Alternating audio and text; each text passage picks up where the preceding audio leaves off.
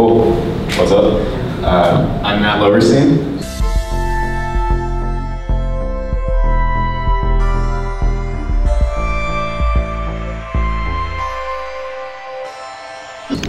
So I'm 26 years old. I live in Hermosa Beach, California. First time in Chicago as of about an hour and a half ago. I've been a seven-figure seller since 2016. That was the first year I hit seven figures. Started getting serious about FBA pretty much the very beginning of 2015. A huge part of my philosophy in this is to build an actual brand, not just launch products that are kind of one and done and have no protectable nature to it. So all about building a brand, that's going to be a key of what I'm talking about and what I talk a lot about on YouTube.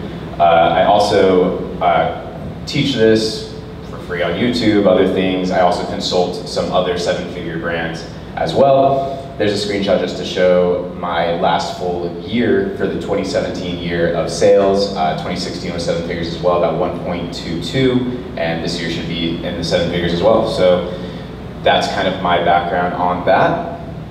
And so, yeah, I'm gonna really piggyback off of what David and Sajjad talked about, so mine's gonna focus on how do you go from that 10K a month product to building a 100K a month real brand. So I am gonna do like a quick run through of those same things of finding that product and sourcing it for people that may be new. I'll give my take on that, but I'm gonna kind of breeze through that part and then get into the 10 to 100K transition. So getting to 10K a month is easy.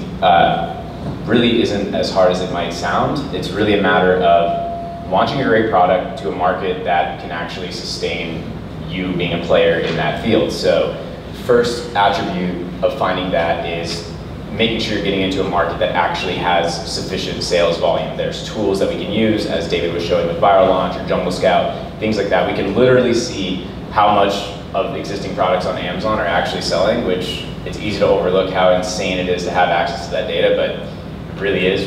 You can't go into Walmart and ask them how many are moving on the shelf. So you literally know it's selling, and then it's just our opportunity to jump into an established market that we know what's going on, do it better, and take our piece and build our brand off of that leverage of basically taking over that part of the market. So second point on that, this is the most nuanced. It's figuring out the balance of the right market size with how much competition there is. So top of the funnel is finding product ideas.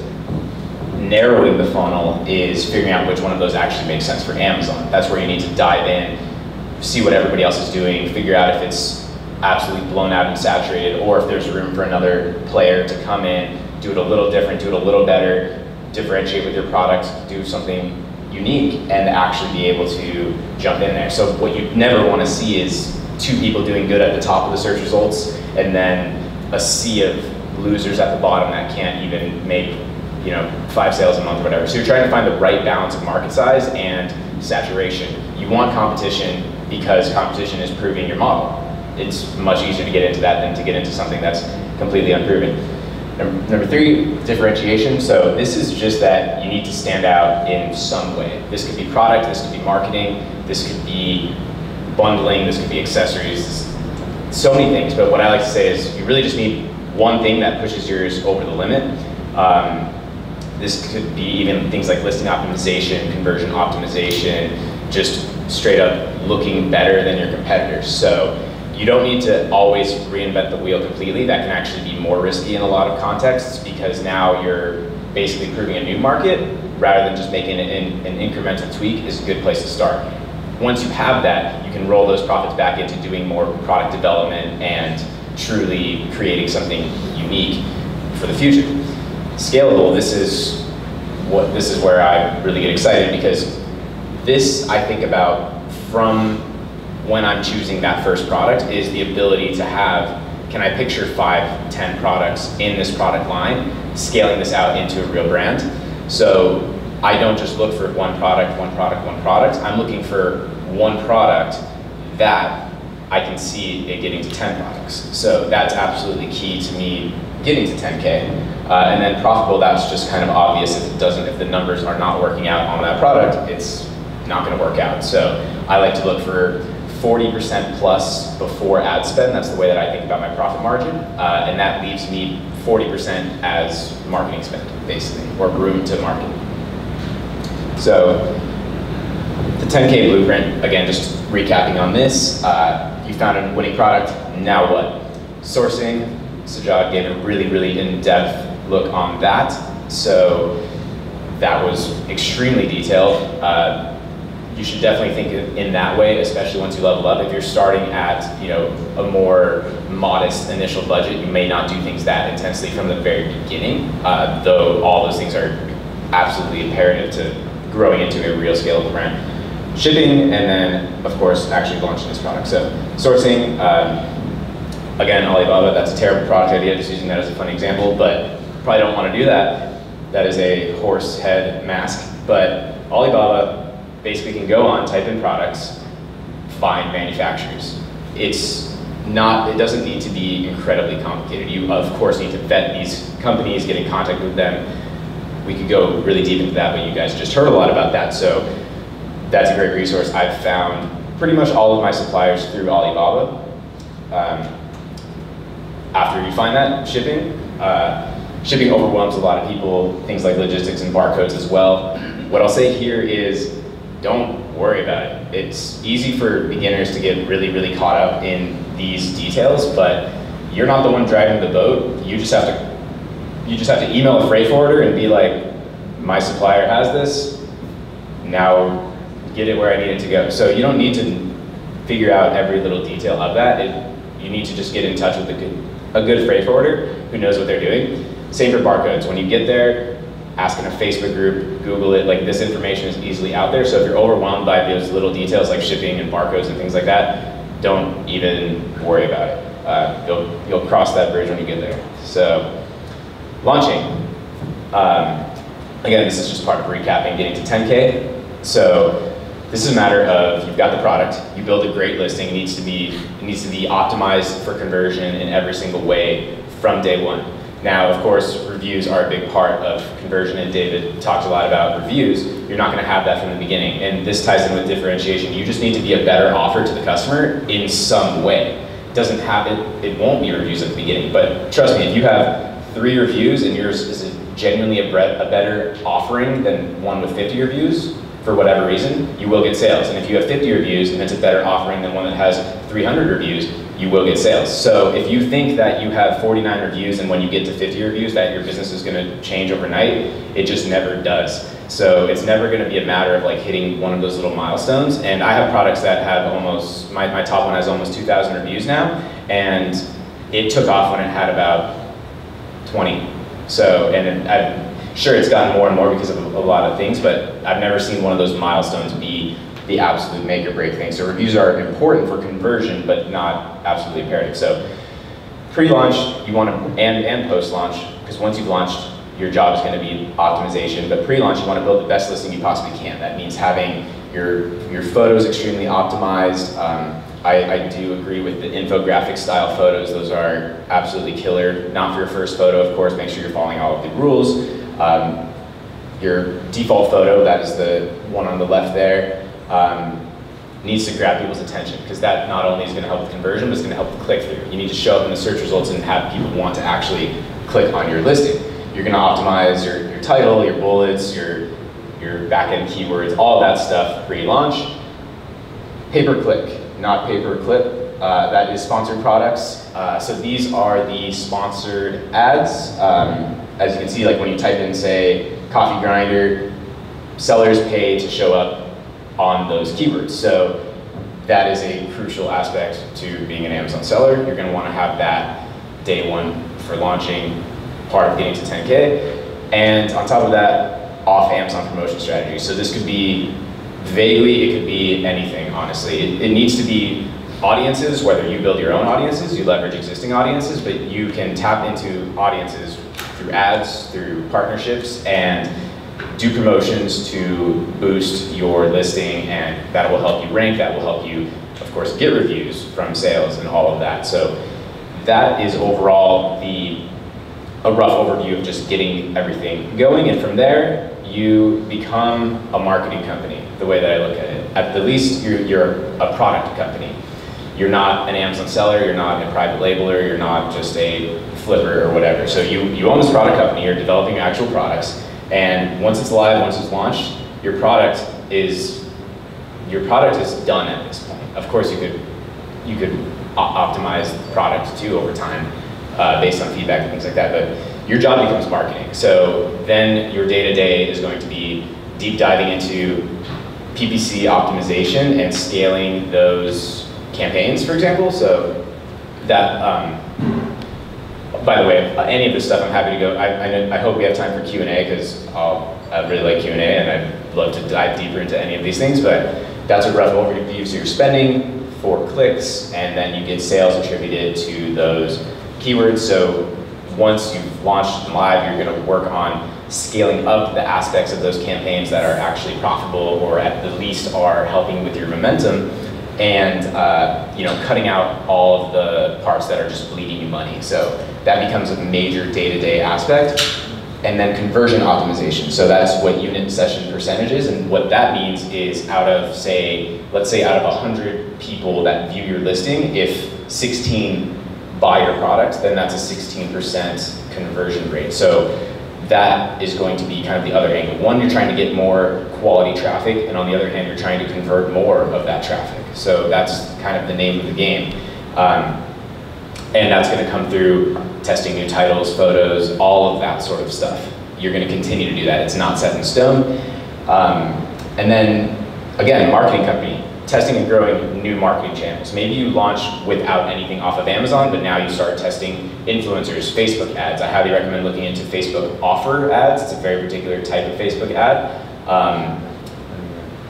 Building up social media, your Instagram account, Facebook groups. There's so many different angles, but you need to find more marketing channels at that point, because your job is just to get, again, more quality traffic, convert more of those people into actual buyers. So, into the fun stuff. What is a brand? It's definitely it's a heady concept that, for me, still, it's hard to necessarily articulate. It's kind of like, you know it when you see it with real brands. So, to me, it serves an audience a consistent experience. So that means a handful of things that I'll break down. So first off, it serves a particular audience. So you need to identify who is this audience, what ties them together. So is it an interest? Is it that they have the same goal in mind? Is it that they are a particular demographic of some kind? Who is it that my product and brand is catering towards directly? Because you can't just serve everyone, because then it's just, you're trying to go for everyone. So what does it stand for? Does the brand sort of have a mission behind it, other than just, hey, we sell products? Does it help people get from somewhere to somewhere else? And what is the positioning? Is it premium? Is it for crafty artists? Is it for elite athletes? What is the positioning? Is it the most expensive by 3x, or is it somewhere in the middle, or are you the cheap budget option? But how are you positioned in the marketplace? And then how do I serve them consistently with my brand? This comes down to consistent design. Your logos, your packaging, all of that needs to fit into this concept that when you see it, it's all cohesive and it all makes sense together. It even comes into the language. How do you communicate with customers? Is your brand fun? And when you communicate through your email sequences and your copywriting on your listing, is it in a tone that is consistent with the meaning that stands behind your brand? Then how this actually works in terms of reeling it back into Amazon a bit is having synergistic products. I'll talk about that more in a second. But you're going to offer more than one product to this same audience, and also potentially free resources. So not only are you just, again, selling products, but you're serving this particular market with products, with recipes, with guides for how to work out or cooking, or what else can you do to kind of, again, on that journey, whatever goal that they're on, how can you assist them, maybe whether they buy your product or not, or after they buy the first product, you can continue to help them, so then when you launch the second product, you have the same pool of buyers that is going to be already bought into you, and it's going to be a lot easier to convert those people that already know, like, and trust you. So So why should you care? Covered that a bit, but there's advantages within Amazon as well. Typically, you're going to start with a product line on Amazon before you really figure out this long-term brand stuff. I figured out brand stuff and continue to figure out a lot of this stuff as I go. But it starts with related products within Amazon because there's a lot of advantages right there for us. So for example, the frequently bought together. So this is what shows up on a listing page. For example, I think this was the Coffee Gator brand French press, and you can see they have 2 other products showing up in the top 4 of their frequently bought together. So they're getting cross promotion for free at this point to their canister for saving coffee beans and to their grinder. They have some other brands showing up as well, but there are tactics you can do to spike that even further by offering promotions, cross-promoting. So once you leverage stuff like that, it's going to be, you're going to have an advantage over the new guy because the new guy doesn't have that. So if you have a really established French press listing and now you want to do a grinder, you have a much better opportunity just within Amazon than the guy trying to do a grinder that has nothing. Because, and I haven't even got to the off Amazon, but just within Amazon, now you can leverage that successful listing, do cross promotions, get your traffic to see both. And that is huge, and that's why your products, as much as possible, rather than starting from zero on every single product, you should leverage what you already have.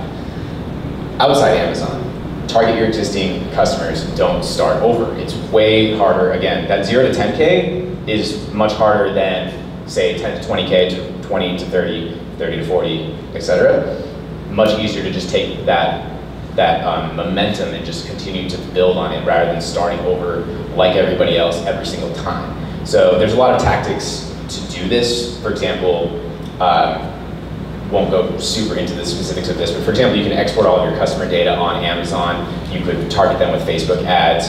You could have insert cards in your product that get them to follow you on Instagram, sign up to an email list, all these types of things so you can re-engage those past customers with your new products with another of your same product with a new size, a new color, all these different things. So yeah, it helps immensely.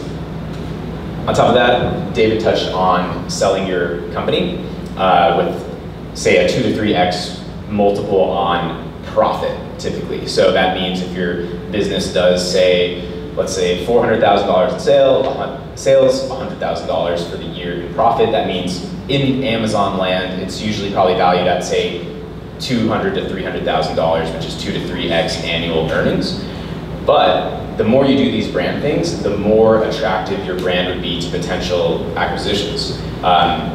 Especially if it has, say, repeat customers. The higher the repeat rate, the higher the valuation, especially if there's a consumable aspect, but even if you're just offering them other products.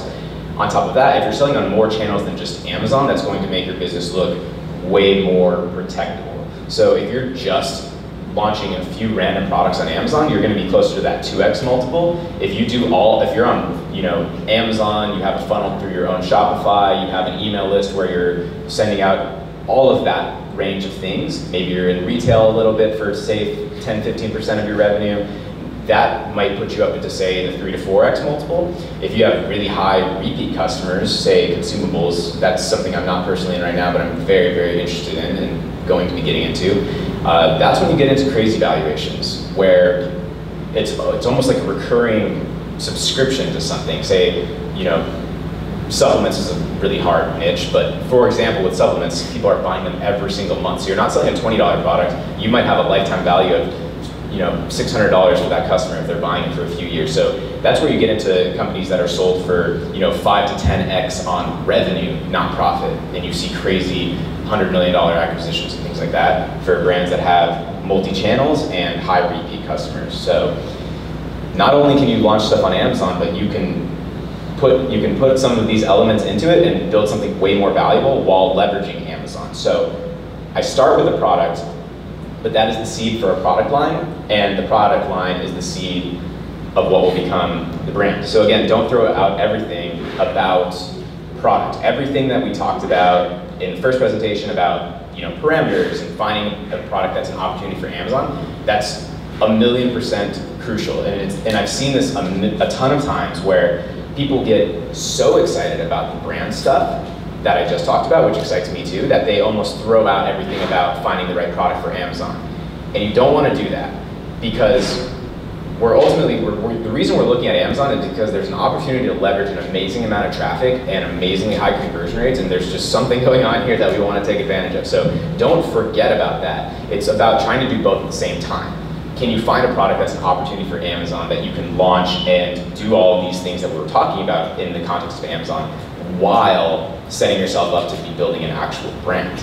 So that's why I'm looking for the product that fits those parameters. It makes sense as a single product, but I can scale it out into a brand. So for example, you start with a big French press, you do a small French press, you do a French press made of wood, you do an insulated French press, you do a replacement part, you do a grinder, then maybe you start selling coffee beans on a subscription, then you sell a kettle, and now you have a product line.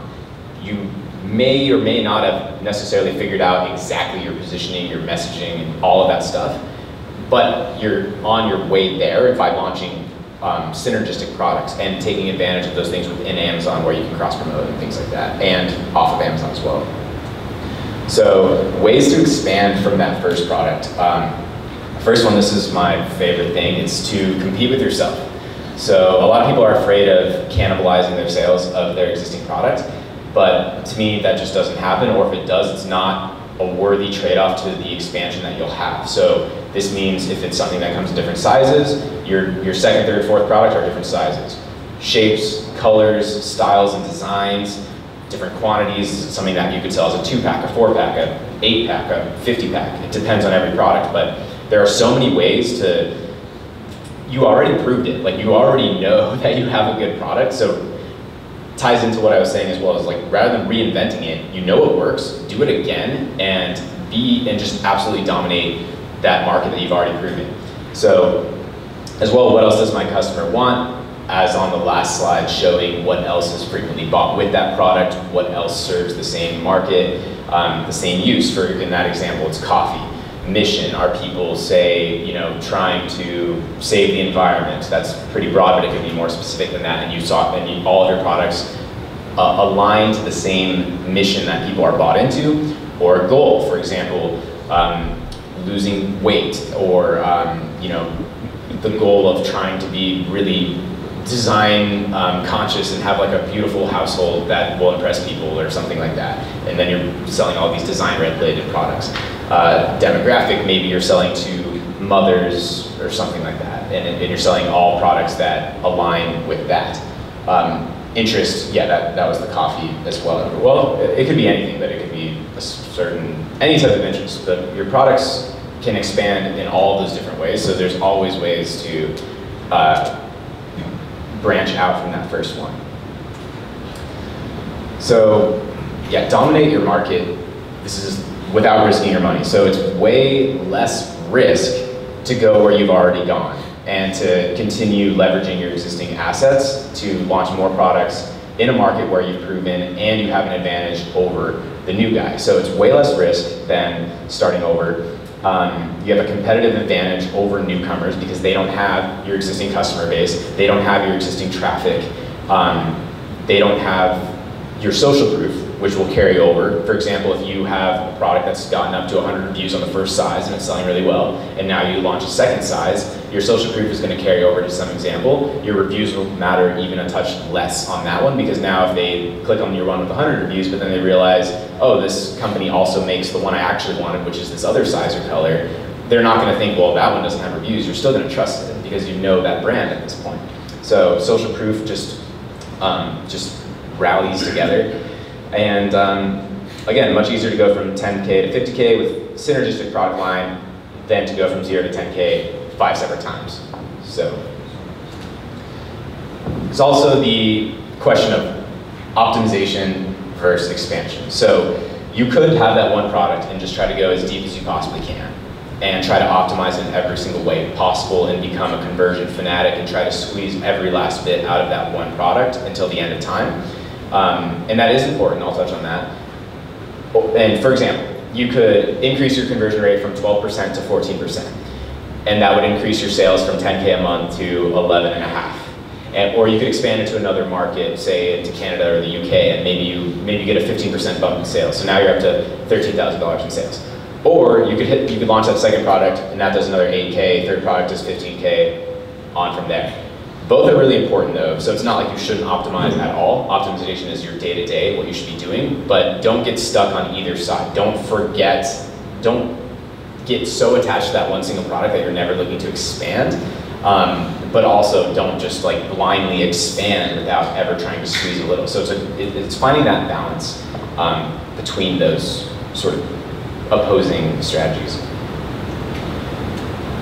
And last, overall, launch products, use that to scale brands, and I'll end with just saying, like, don't forget why you're doing it. Business in general, entrepreneurship. We have a few more minutes for some questions, so if anybody has any questions pertaining to product research or anything, feel free to ask them, and I guess we'll just kind of break it up, who's like best fit to answer it. So I know you raised your hand first right there. Yeah, just wanted to get your thoughts on having your own website and funneling it into Amazon for your sales, or where you're at with that. How important is it in the scheme of things? I think it depends where you're at in your business. I think if you're starting off, it's good to have a site, but if it's like your first product, like honestly, put your focus into Amazon, launching on Amazon, getting reviews, making the product better, optimizing, and then worry about the the Shopify store, and then sending traffic to the Shopify store or to the Amazon store. There's a few brands out there that have done it really successfully, like Old School Labs and stuff. They used to have like a really good website, and then they would directly force people to go to Amazon. But I mean, if you're starting off, like highly recommended, just focus on the Amazon platform till you're doing at least like $100,000 a month, then start building off of Amazon. Yeah, I'd agree. I think it can be a distraction in the early days, but it's one of those things that's super imperative for the long term, setting yourself up for having a real brand and all of that. But don't forget to squeeze out all the traffic you can get from Amazon first. So I wouldn't necessarily focus on that from the beginning. Cool, so we have a question back there. What does this actually look like? How many hours does it take to get to this point? Like, what does it look like on a day and weekly basis?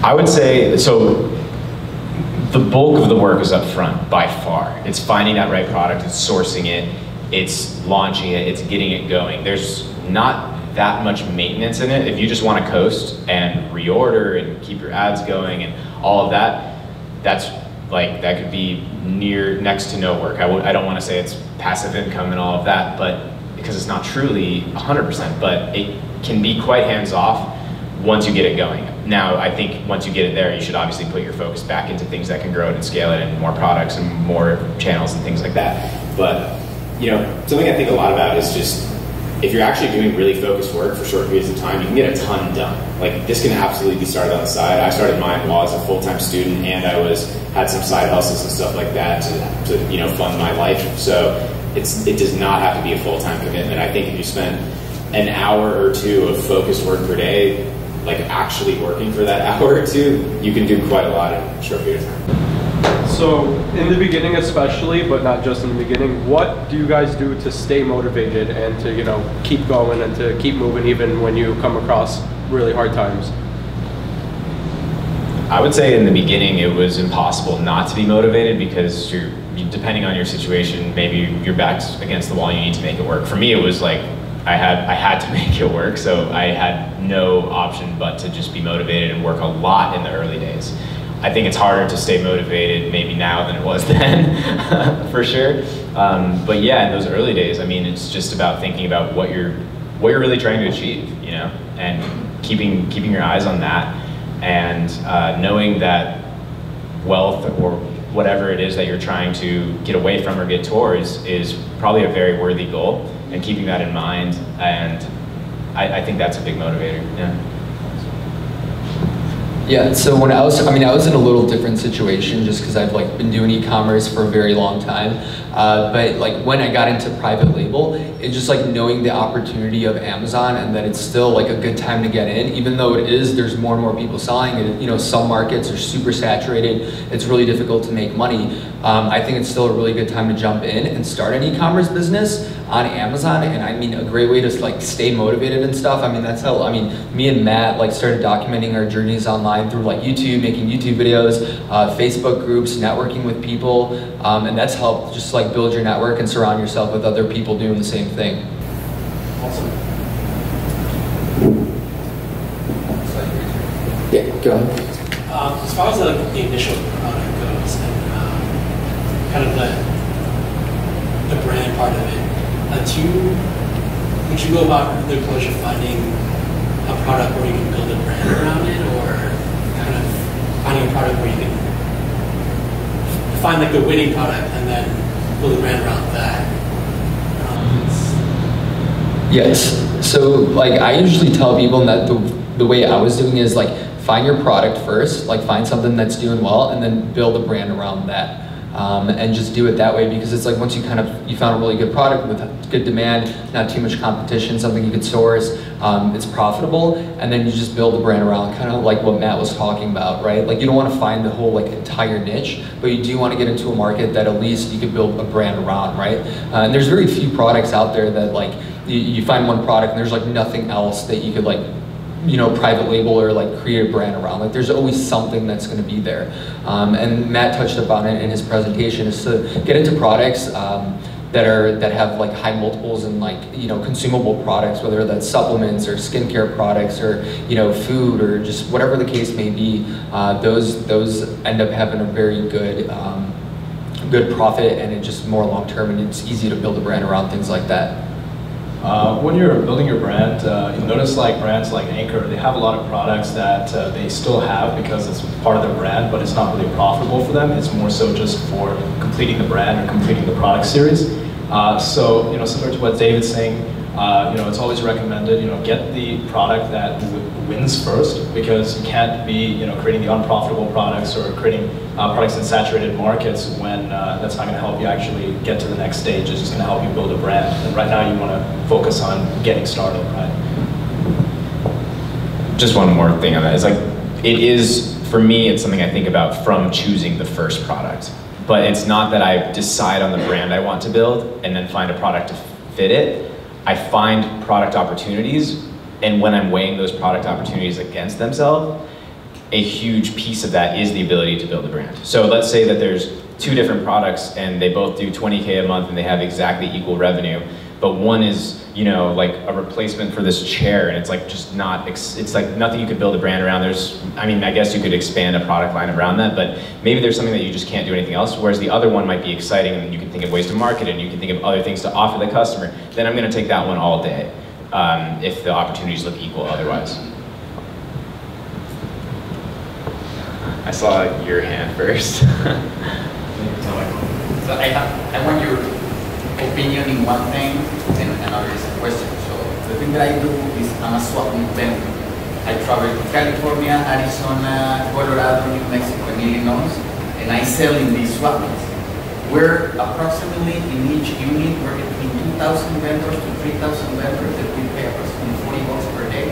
So that means that we're creating rent between $80,000 to $110,000 per day, and we don't go for $40. So I've been doing this for 8 years in different states. So I want your insight in terms of, right now that I want to go through internet and I'm doing that transition, I've been having the experience that if you work in a swap meet, you have that experience to do that exercise that you say like in Alibaba. If you work in a swap meet, sometimes you have the experience to see, oh, the fidget spinner is selling, or oh, when the happy face of the emoji probably was selling, it was for her. Like, which one is your insight, or your opinion towards doing that to help new people to say, okay, if it's not clear for you what are you going to sell, go to one of these markets and see what is selling. And the second thing, like for a person like me, I don't have the full experience for sure, like in the e-commerce stuff, but I already have a specific experience targeting specific trendy items. Plus, I have the relations already with manufacturers or importers, the relations, like 5-year relations, 3-year relationships. So I can avoid a lot of like the step that you say, because I already have a trust relation that I can build over time. But I've been doing my operation like in person in retail in this market. Which one is your like advice in me doing the transition to that, and which one is your comment or your opinion towards like doing this reverse market research going into this market? First thought is that fads and short-term products really scare me, and I just stay away from that at all costs. So when I hear something that got popular in the last few weeks and it's selling really, really well, I actually just like basically shut down to that immediately. A way that I like to think about it is, especially in the context of Amazon, I mean, if it's working in your context, that's great, I would keep doing it. But for the context of Amazon, like sort of a mental exercise I like to go through with students or myself is that if launching this product depends on a 1-month interval of time, I'm not going to do it. Like if I can't just sit down and go to sleep for a month and then launch it, then I'm not going to get into it. Yeah, but then we get more like, say the fidget spinner will be short-term products, or 2,000 vendors as well. Like you have a vendor that has been selling this like salsa maker for 35 years, and the guy get out with like $8,000 every week. So yeah. Like the thing is like there is a variety of products as like a lot of people they do the thing that you do, that you buy from Alibaba. There is other kind of people that they don't understand the internet and they sort as well as you, but instead of going to Amazon, they go to a swap. So for people like sometimes I see a lot of people that want to do e-commerce. It's not that they don't do e-commerce; it's they never did e-commerce in their life. Right. You know, not even e-commerce. It's like I don't know anything about commerce. So sometimes go to see physically speaking a swami is like going to a real life bar. It's like these little vendors, all of them they have a lot of product, and sometimes like analyzing which ones are the risks that other vendors are taking. I don't sell the internet. A lot of these people are already selling internet on Amazon. Yeah, it could be a good way to get product ideas, similar to how Amazon sellers will go to China for the fairs and things like that, and just kind of look at the vendors and get ideas. I think you could totally get ideas from there, but then I would still sort of use that idea to then run it through the evaluation within the context of Amazon to make sure it actually makes sense for Amazon. So I would say, like you said, the salsa maker or something, like if that's something that's been selling consistently forever and you have connections with the supplier, then go evaluate that on Amazon. It might be a really good opportunity. And that's part of what I see. Like in my own business, I have my own assortment of product, and I have a specific measurement of how much I sell with that product. Like if I invest in product and this product they don't sell, like for me, the strongest is a place to actually try out my product for me. I have already products, like right now I sell a specific hand backpack, and from the 4 designs of hand backpacks, I already know which one sells the most because it's not a brick and mortar operation. I just appear 2 times per week. You know, I'm highly productive in short amounts of time, but it gives me a pretty good idea of what it sells and what. Yeah, honestly, man, like from experience, I've noticed that like the internet gets it first, right? So like if something's gonna go viral, like fidget spinners, they went viral on the internet first. Usually like the mom and pop, the retail, the gas stations, all those, they get it like a month or 2 later. So like if you really want to get in there and like get into a market or into a product and like really ride the wave and like grow in that market with the market, I would stick to doing your research online and usually leveraging like Kickstarter, social media and stuff, and then running those products through like Jungle Scout or Market Intelligence and do it that way. Because the way you're doing it is like you have a variety of products that you have options, but like it's like you're a little too behind, if that makes sense, right? But you also have the ability to a variety of products, and like you said, you have the backpack. Just take that backpack, write in the keyword on Amazon and see if it's a good fit. And then from there, like it seems like you have like 20 different suppliers at hand and you pick which one's the best. So I would do it that way, yeah. Right over here. I want to ask you if you have a OEM product already. How do we go about ODM? What are the process look like, and what are some goods and bad about it? So if you have an OEM product already, you should already be one step ahead. An ODM product is one step behind an OEM product. ODM is when you work with a vendor just for the design. So you give them a design, they engineer it, and they manufacture it. Whereas an OEM product is where you actually give them the design, the engineering, and you're just basically giving them manufacturing instructions. So you're just giving them the sheets, the process, and saying, build this. I'm going to ask you about the prototype. You already have one product. Now it's been successful. Now that product was manufactured by the the Chinese factory. Now you have made some changes, and you as you say, read the reviews, trying to modify a little bit, make the product good. Now you want to take it to the next level. You want to develop something better than nobody else has done it. Add something really cool features to it. Designing wise is okay, but features wise, you're going to implement that. Would you call that an ODM? It depends. I mean, if it's just design-based features, it's ODM. If it's engineering-based features, like it's electronic product, it's a PCB or some kind of firmware, then it's an OEM product. But you can do ODM and have the supplier actually do the engineering and implement those features. It doesn't have to be an OEM product right off the bat. You can work on an ODM scale and even change the product and just have the supplier do the engineering. Right. So going from OEM to ODM, what is the difference? How do we work with the supplier? What do we have to tell them? Do they design it for you based on your requirements, or do you go back and forth? So OEM is a very expensive process generally. It's for going from ODM to OEM. In an ODM sense, you would just give the supplier your design and say, hey, make this a product. With an OEM product, you are actually going to be hiring not only the designer, you're also going to start bringing in engineers. You're going to bring in process engineers, supply quality engineers, electrical engineers, mechanical engineers, and basically they're going to engineer that product, define the manufacturing process, and then they're going to work with the vendor to implement that on the production line. So once it's implemented on the production line, then the vendor's job is just to produce. OEM is generally the go-to if you have like really confidential IP you want to protect. OEM is really good, but otherwise I really recommend working with ODM because it's far less complicated and far cheaper. Very good, thank you. Any questions? Go over here. I'm pretty sure you guys know one of the big stars last year, Black Friday, the Instant Pot. They sold like $32 million in one day, Black Friday. I was wondering, looks like you don't know that. What was that? Instant Pot. Oh, Instant Pot. Yeah, it's like a pressure cooker, electronic. So their story is quite fascinating. The reason I'm asking that is that a lot of people in this space is like developers, someone who like to create new product. They are not really on the marketing side. But Instant Pot guy, that guy I heard he lost job and then he invested like $250,000 or something on his own to develop, just focus like a couple of months or then he developed his product and he worked with the top manufacturer in China, which makes a lot of other products. But that is a very successful, not just R&D product development story, but also a great market successful, example. So I wonder if you know any detail about that. Would you like to have some comment? We actually have an Instant Pot at home, but I haven't heard much about the company itself, though. I don't know if you guys heard anything.